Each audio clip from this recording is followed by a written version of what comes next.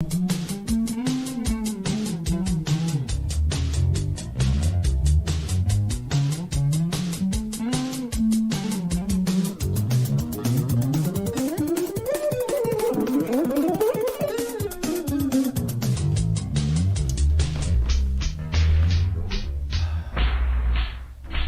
right. Well. It's Halloween! Happy Sunday, friends, lovers. It is October 31st. Happy Sunday. Happy Halloween. Thank you for joining us. This is a special edition of 5 Minutes with Robert Nasir. I'm Robert Nasir. I am joined, as always, by, oh my gosh, the lovely and spooky Amy Nasir. Yeah, we just have our trick-or-treaters right now. And the trick-or-treaters are at the door. Yeah. And our studio assistant is handling that, so don't worry, the show will go on. You will hear background noises of candy munchers coming and begging, as people do, despite the fact that this is supposed to be a capitalist country.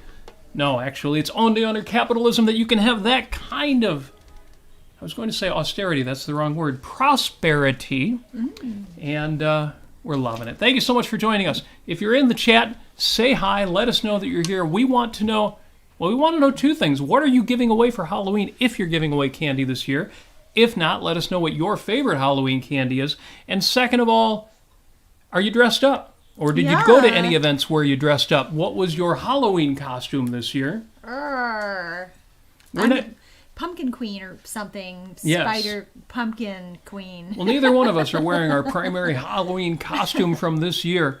But I've got a t-shirt that Mrs. Nasir gave me. Yeah. I've got your back. And I've got his back. Lift that up there so you can see we got one skeleton holding up the missing spine from the other. Very cute.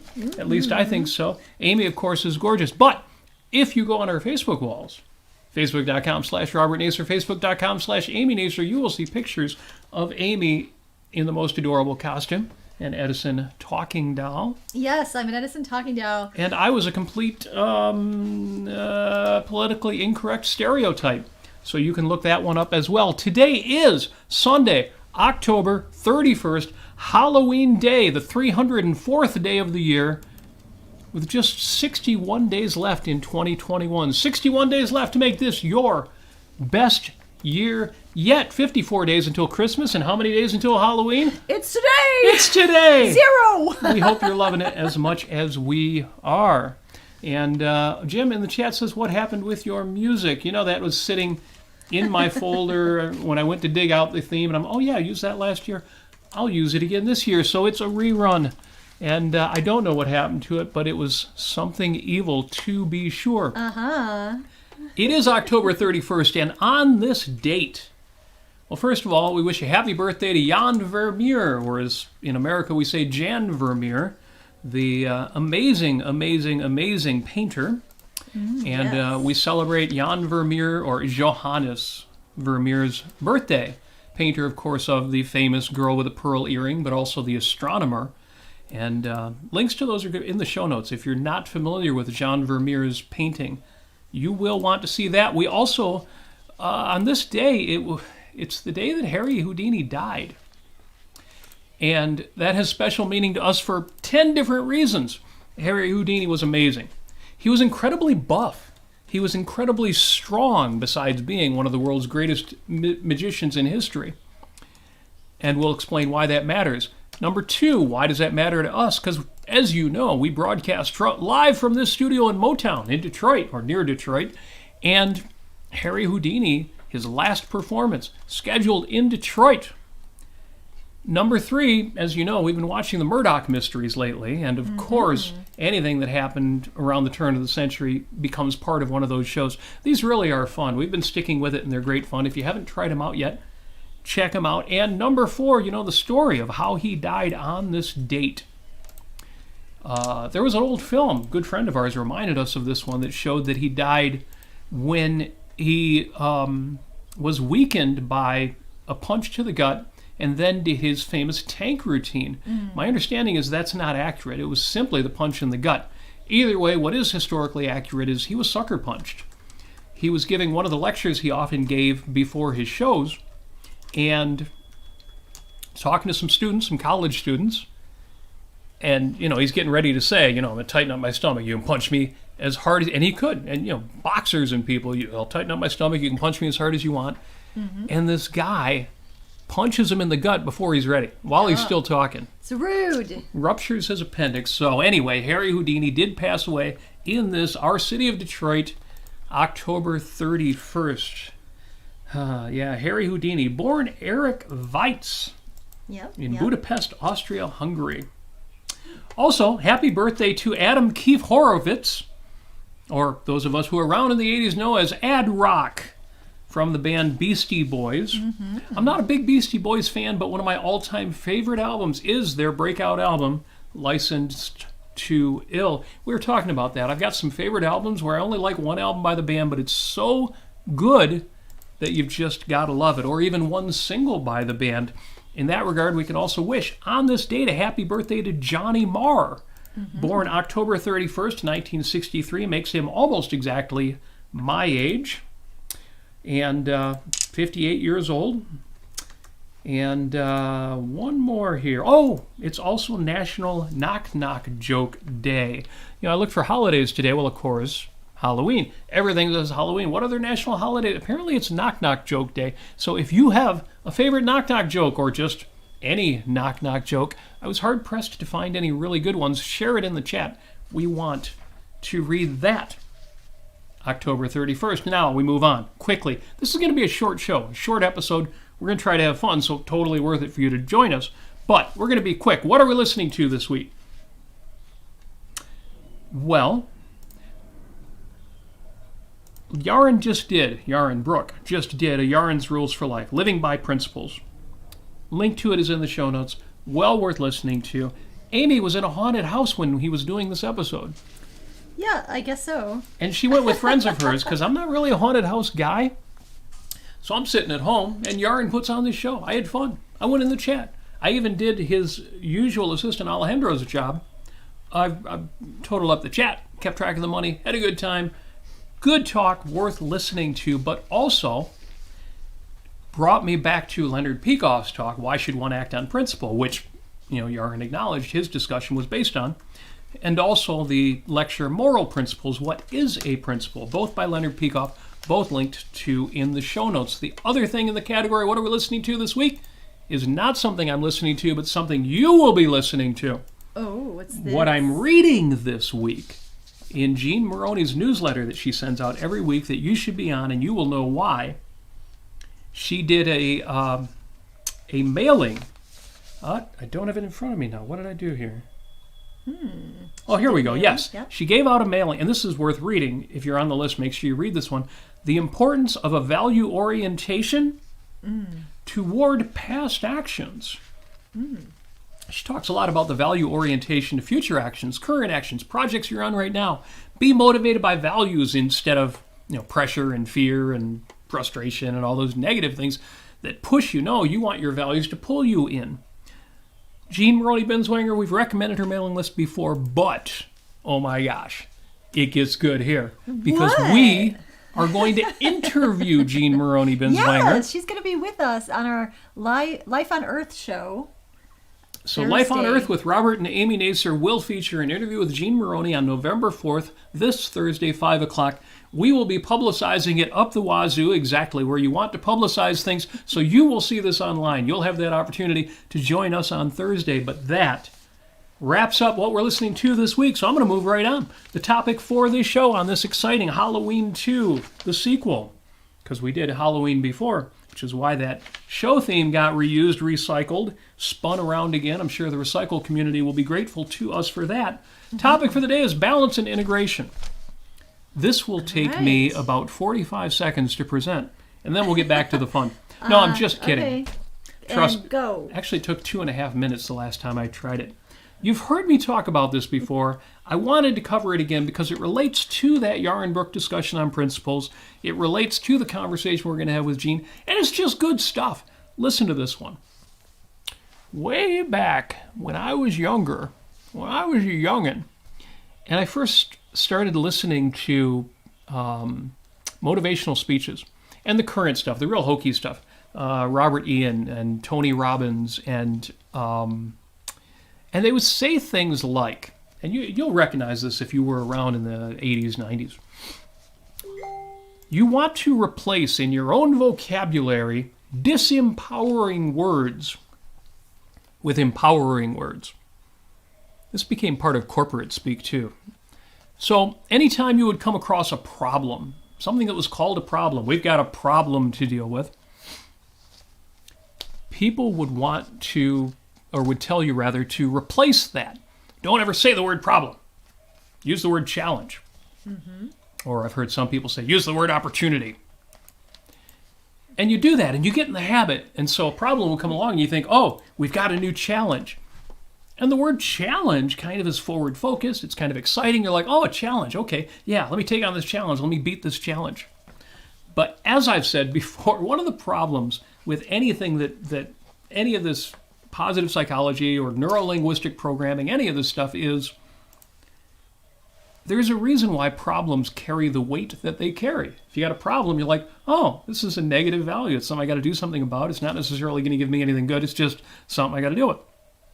Challenges have that positive thing, but the problem is if you replace problems with challenges, after a month or 6 months or a year, after a while of doing this, the word challenge feels like the word problem. Because you know, and over time you see it. Oh, I'm calling these challenges, but they're really problems. So be careful of that. If you can do it consciously, if you can say, okay, I know this is a problem, but I'm going to treat it as a challenge. If you can do it mindfully, you can make it work. You can keep getting some value out of that substitution. Why do I say all of this in an episode that I told you would be super short? Because I want you to do the same thing, and much more mindfully, much more with good reason, with a reality basis. Anytime somebody says balance, anytime somebody says, and you see this in philosophy all the time, you see this in life all the time, you need work-life balance. You need to balance the time you spend on your hobbies with the time you spend on your family. You need to balance out productivity and vacations. You need to balance the short term with the long term. You need to balance everything. And anytime you catch yourself thinking, how am I going to balance this? How am I going to juggle all this stuff? Try integration and see if your values can be integrated. How can I integrate my short term and my long term? Oh, okay, well now I can see when I invest, when I set money aside, I need to do this with an eye to the short-term needs that I have. But anything that is covered, anything where I've got, now I can take the rest and make it long-term. Or when I'm dealing with work, how can I integrate that with my personal life? I can change my schedule to work around my personal life. If I'm having to work on a vacation, I can take a little longer vacation so I don't feel put out when I take an afternoon on my laptop out from my vacation. Integrate rather than balance. Or take on all the values and make none of the sacrifices where that's possible. Sometimes you can't do it, and you've just got to say, oh, I'm either going to spend time here, spend time there. These two things have nothing to do with each other, but wherever possible, go from balance to integration. That is it. That's all I got. Okay. Well, I got a bunch more notes, but that's really the thing. I came here to party. I came for a good time. Our studio assistant is keeping an eye out for the trick-or-treaters. I haven't heard too much going on at the front door after those first few. Whoops, oh, sorry. Don't throw that at the At the electronics. Sorry about that, mean, folks. everybody. Here, I'm going to artificially recenter this. Hold on just a second here. We'll just, I don't know. I got my friends Mr. Bones here I want to share with you. Okay, there we go. Whoop. There, that's close enough. Okay, anyway. Hello, Mr. Bones. Thank you for joining us. So what's going on in the chat? Because I've been blah, blah, blah, and have totally missed what's going on in the chat. A knock-knock joke. From the art goddess, Linda Cordair, knock-knock, who's there? Cows go. Cows go who? No, silly, cows go moo. Okay, that's good. That's a good knock-knock joke. Yeah, Scott on YouTube, he's like, trick! Because that's me throwing the pillow, I think. Okay, well, we will never throw the pillow at the camera again. Oh, Scott says if you pull Mr. Bones up, he turns into Santa. I'm sure he does. I'm able to imagine that. I can imagine that one. But anyway, this is Mr. Bones, everybody. We've had there we go. That's closer. We've had him for a long, long time, and he is actually possessed because we have never changed his batteries, and it's been, I don't know, at least a decade, maybe 15 years since we had him. And anyway, he's very, very cherished in our family. Yes, yes. Yeah, we're still waiting for another trick-or-treater to come to the door. We just had one. Yeah, where is everybody? So, Mr. Halloween sitting over there, who was the trick-or-treater? What were they dressed as? Oh, you don't know? Okay. Was that the intended target for your pillow throw there? Was that what you were shooting for there? Is that what that was? Okay. All right. Anyway. Yeah, so I'm going to take a look in the chat here. How young were they? Oh, so about 8? Yeah. Okay, gotcha. Mr. Halloween over there, our good friend, is gesturing about that. Well, some of us are more camera shy than others. You got to leave them alone, man. Cut that out. No one will recognize your voice if you say something, Mr. Halloween. Yeah, Mr. Halloween, he helped me carve a pumpkin. It turned out really nice. It's a haunted mansion. And, he's... What, Robert? Sorry, I'm just getting to the chat. And, actually, my Facebook chat still doesn't come up, but on YouTube, Sam here says, finally made a show, and says, you know what's spooky? The tendency for objectivists to become rationalistic armchair philosophers. And as spooky as that is, he's absolutely right about that. I can't help but wonder. So, Mr. Halloween, where are you this Halloween? Well, I'm a rationalistic armchair philosopher objectivist. Hey, that would work at Ocon, and it would have people running, screaming out of the room there. But naturally, my first thing I'm wondering is, is he talking about us? I'm sure he's not. I'm sure he's not. I can do rationalism with the best of them. Trust me.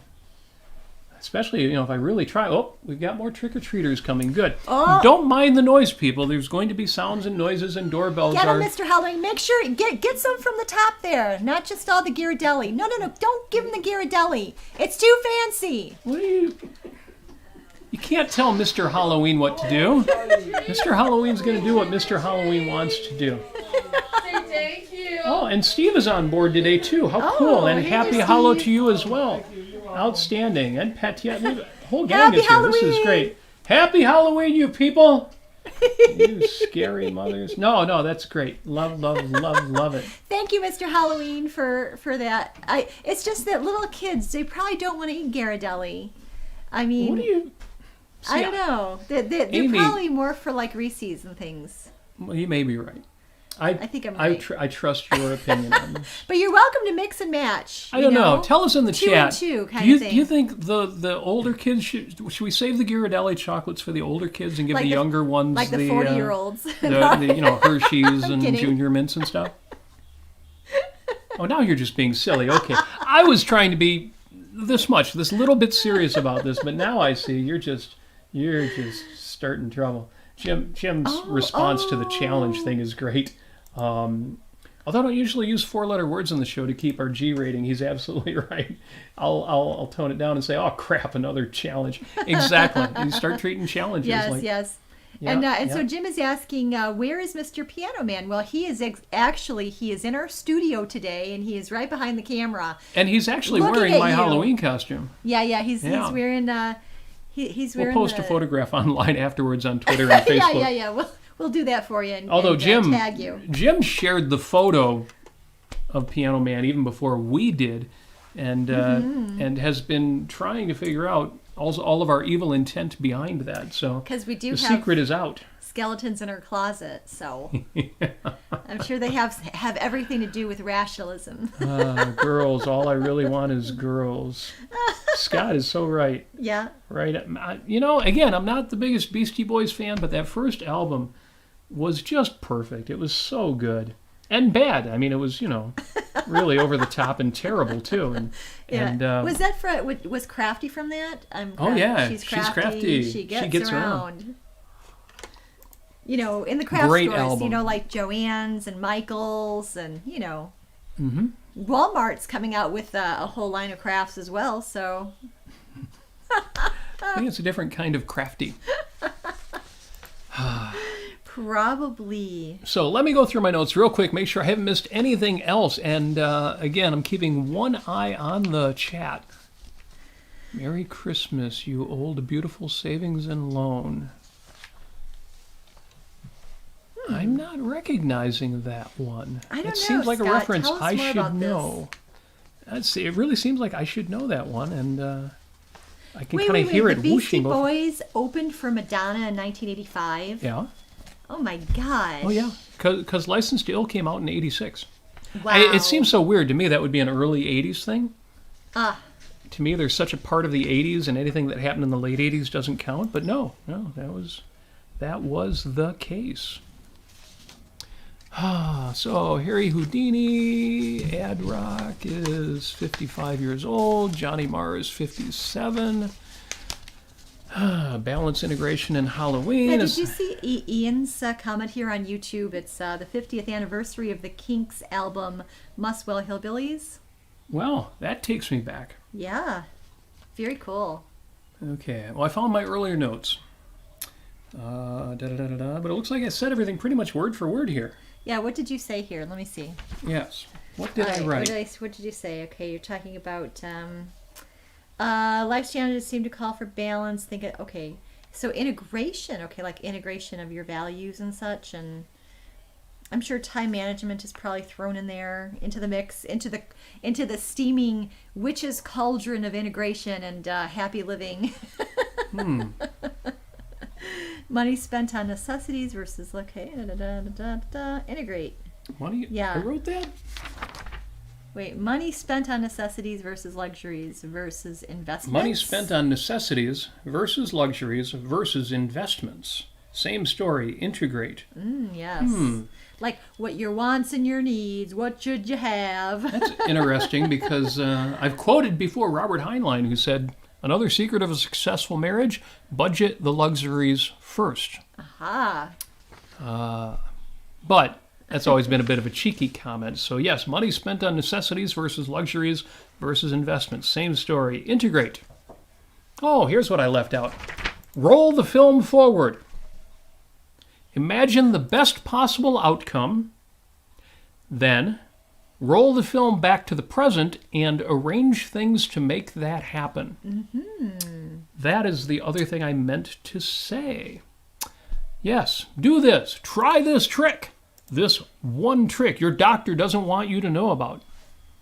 Tip number 7, you won't believe. But seriously, think about... How to get an enlarged, heart or, Ego. Ego. I've got an enormous ego. But seriously, roll the film forward. Yeah. Take some aspect of your life that you are finding yourself challenged or uncertain or still in the planning stages about. Think about that aspect of your life. Roll the film forward. Imagine in your mind that you can fast forward into the future. Now, you might immediately react intellectually. Well, how can I do that? I don't know what's going to happen. So use a little imagination and say, well, okay, but if things went exactly the way that I want them to go, what's the best possible outcome? What would I imagine? Rolling that film forward, 5 years in the future, 10 years, depends on what you're talking about, but 5 years in the future, what does it look like?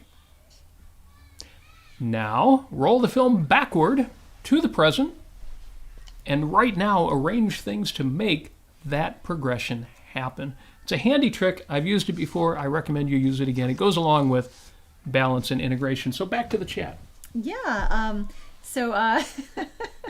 Sam mentions the unmentionable. The unmentionable. Well, it's the SQUID game. Why is Squid Game unmentionable? Because I hate it. Have you watched it? No, but I've read about it. Oh, okay. Well, I heard Yaron Brooks' show about it. Happy Halloween over there. Happy Halloween! Sorry about all the noise, people, but not really, because it's Halloween. We're loving this. So, yeah, I've heard about Squid Game. I've read it. I've read the Wikipedia. I've read the Wikipedia article. Yeah, I've read a couple of articles, And I've heard the Aaron Brooks show on it, and yeah, not my thing. Totally not my thing. Yeah, I don't want to live in that world. It's the world of Parasite, of that film, which I've also only seen clips about and read reviews and heard reviews about. But yeah, this whole premise that... Good job, Mr. Halloween. And it's not just hatred of the rich, or even hatred of capitalism.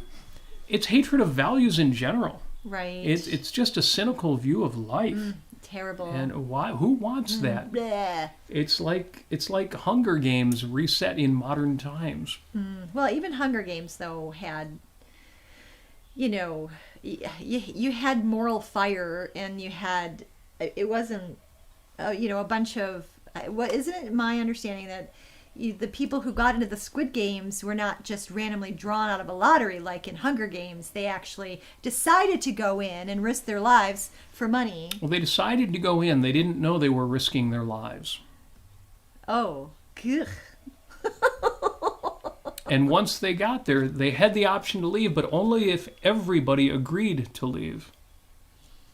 Oh my gosh. Oh yeah, and Trolley again, problem. as the articles are written anyway, it's every bad, including trolley problems and every other hypothetical so fun. dystopian, but again, set in modern times, as if there's so much corruption and inequality in the world, as if those two things are equally bad. And unless it gets actually a little bit more benevolent and understandable, I can't see a season 2 coming on. I don't know. Maybe for people, maybe it's like a horror movie.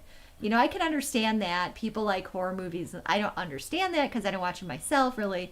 But it's like that, I guess. Yeah, if you liked horror movies, you might like this. Yeah. Because you wonder, in really extreme circumstances, what would people do?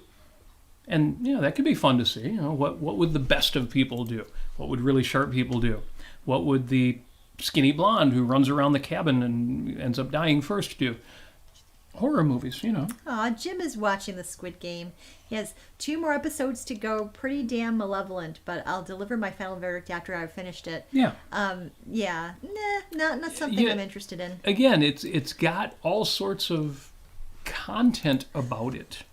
And conflict and how people, the benevolence of it matters to us, but to a lot of people it's just interesting to see what people decide to do. It's exciting to see what people do. And I'm sure to a lot of people it's a justification for their own malevolent view of life. Well, I'm not ready to write off everybody who likes Squid Game. Well, Scott on YouTube, he has an excellent question, which is, do you like haunted houses? Do you like haunted houses? I love haunted houses. You love haunted houses. I love them. So the answer is yes, assuming you're the one reading the question. Yes. Robert doesn't like them, but I love them because it makes me feel like I'm in theater.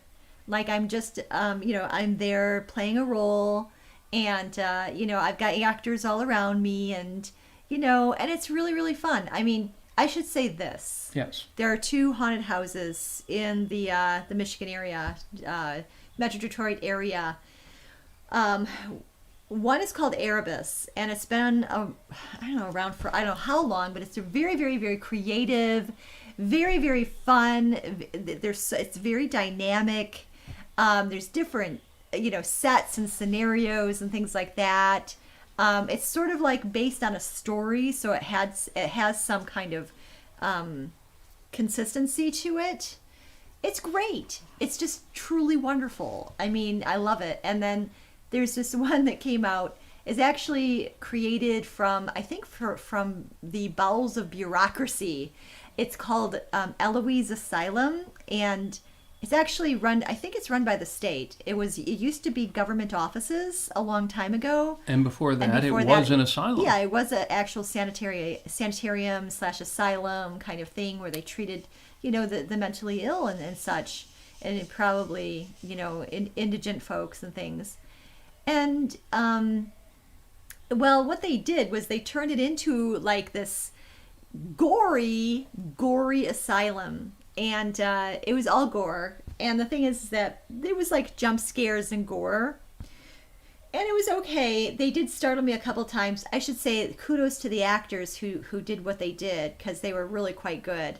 my favorite part of the whole thing was that because I was in front. I always go first because I love it.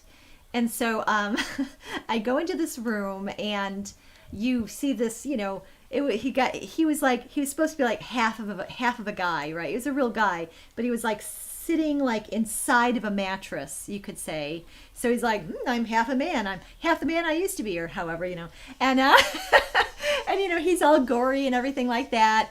And in this particular haunted house, they actually reached out and kind of touched you or like patted you or whatever, not on the behind, but in appropriate spooky ways, right? Which traditionally in haunted houses is verboten. Yeah, you don't do that. The actors are not supposed to touch the participants. No touching on either side of the equation. And but he reached out, kind of swatted at me a bit.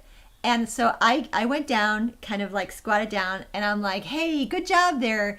Hope you're having a good evening. Hey, high five. And so I held my hand up and he gave me a high five.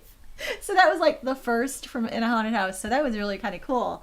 But yeah, no, it was really, really, it was fun. It got a little old after a while because it was the same thing over and over again. And there was nothing dynamic. Non-threatening if the guy with only half a body laying on the table touches you, because everything below the belly button is gone anyway. Half the man he used to be. So anyway, that was a big, big hoot. If it's real and it's latex, I love it. If it has anything to do with a movie, especially the music involved, I just can't do it. If it's real and it's latex, I love it. That's a good rule for life right there. I especially like the conversation, and this is for our philosophical fans, especially our objectivist fans of Ayn Rand. Where Sam, and this is the reason he brought it up, he says objectivists see Squid Game and think, yeah, this means everyone in the world is corrupt. To which Scott had a great answer. Yeah, that's the conclusion Robert Stadler came to. Yes! Yeah, what can you do when you have to deal with people? And Sam. It's not I who made the world such as it is. Yes, exactly right. What do you have to do when you got to deal with people? Yep. You build a xylophone. That's what you do. Ooh. So, we could not resist having a show at a time when we're like, yeah, we probably shouldn't have a show. We should skip it. We've got to do Halloween, and we've got all this other stuff going on. Thank you. Thank you for sharing Halloween with us. I didn't see too many references to candy or costumes, but this has been great fun. We have a long one from Jim here, which is always good, so I have to read this. He says, that's correct about the characters not knowing they're risking their lives, even though at the beginning they are free to change their mind and go back home. But what raised my antenna and should have raised theirs is when, before the first game, in the instructions that they are told that any of them sorry, I've got small typeface here. Any of them who fail a certain part of the game will be eliminated from the game. And Jim's first thought in hearing that was, oh, that means killed. If it was obvious to him, it should have been obvious to the contestants. Yes. It's all in the small print, I'm sure. That bizarre twist, of course, is what makes the whole thing compelling, right? And what makes it bizarre, and you're like, oh, wow, this is a really weird alternate universe.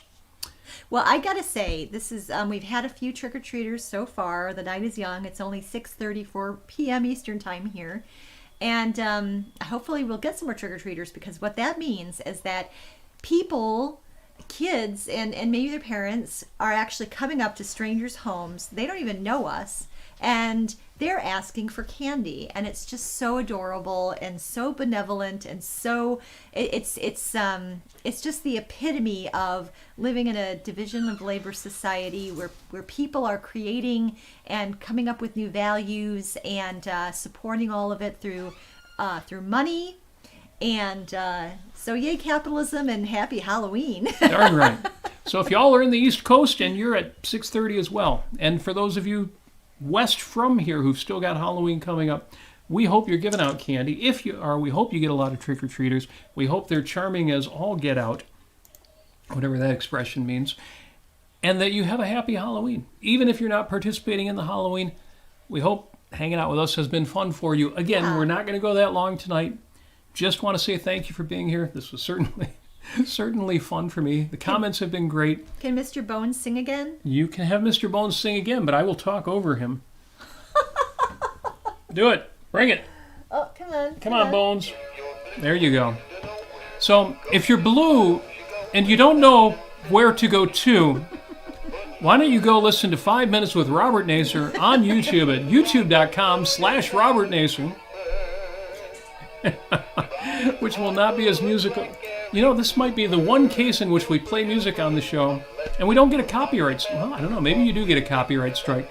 We'll see if either the original artists or Taco from the 1980s get back to us on this one.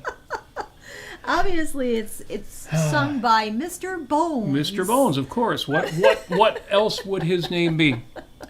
You know, as always, show notes for this episode, which are probably more substantial than the episode itself.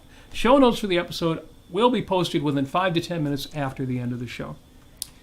Go to our 5 Minutes with Robert Nasir Facebook group, and you too, yes, you can give us suggestions for future episodes, feedback on this episode, ask any questions that you've got. If you'd like to support the show financially, and you know who you are if you already do, thank you so much for that. Thank you. You can go to robertnasir.com and you will find links to our Patreon and PayPal pages. Patreon for monthly contributions, PayPal for one time. Thank you so much for that. You're part of the reason we keep doing this, other than the fact that it's just so damn much fun. And as always, we want to say thank you for joining us. We wish you success. We wish you flourishing. We wish you candy and costumes and silliness. Life is short. You don't want to do the same thing every day. We did a whole show called Weekends and Holidays. Look it up if you don't know where I'm going with that. You need these diversions. You need these changes. I certainly do. This was different. This was fun. We appreciate it, and we wish you more of that in your life. We wish many thanks to our studio assistant giving out candy to the trick-or-treaters as they're walking by while we're doing our show. But we're going to go do some of that ourselves. And as always, today as much as ever, maybe a little bit extra because it is a holiday, we wish you love.